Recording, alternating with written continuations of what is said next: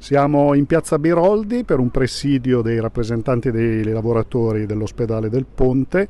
Perché siete qui e che cosa succede dal 1° aprile? Siamo qui perché bisogna trovare una soluzione a un problema enorme che si evidenzierà di più il 1° aprile, che è quello dei parcheggi per i dipendenti. In questo momento, grazie alla pandemia, e vista proprio l'importanza che i lavoratori hanno avuto in questo periodo di pandemia, l'amministrazione comunale aveva lasciato i parcheggi gratis. Adesso finisce la pandemia, tutti questi lavoratori si troveranno a dover parcheggiare intorno qui, dove c'è già una congestione enorme. Adesso faranno anche un cantiere all'interno dell'ospedale, ci sarà ancora più persone fuori, per cui noi siamo qui per chiedere che i dipendenti pubblici, i dipendenti di questo ospedale, la regione per prima, che ha creato una situazione di questo genere e adesso dovrebbe aiutare anche con delle risorse a risolvere il problema, la SST Sette Laghi, che non può tirarsi fuori perché è un problema suo, e il comune, che chiaramente il territorio deve governarlo. Abbiamo bisogno che queste tre istituzioni si mettano insieme e trovino una soluzione per dare dignità a questi lavoratori, che adesso chiedono un prezzo calibrato, perché all'interno dell'ospedale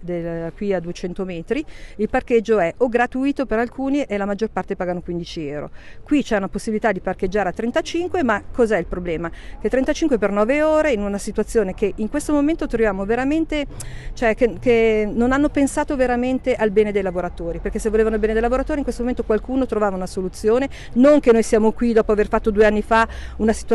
aver 2 anni fa già detto che c'è una situazione critica, perché adesso con la nuova riforma della sanità porteranno anche tutta una serie di personale che in questo momento è in via Torino Rossi con i parcheggi, la porteranno in viale Monterosa, per cui non abbiamo solo questa criticità, ne abbiamo un'altra. Abbiamo fatto incontri, abbiamo chiesto che intervengano i mobility manager dell'azienda della SST Laghi insieme alle persone del comune, ancora non ha fatto niente e manca una settimana. Questi lavoratori devono pagare 80 centesimi all'ora, per cui non riesco neanche a capire, oppure 35 facendo l'abbonamento per un numero limitato di posti. Ci si aspettava un po' di attenzione per questi lavoratori che in questi 2 anni hanno visto l'inferno e hanno aiutato a uscire dall'inferno molte persone. Allora, il concetto è quello che noi chiediamo alla Regione di farsi carico un attimino di questa situazione, mettendo risorse economiche e cercando anche di fare da mediazione tra l'istituzione del Comune e quella della SST Sette Laghi.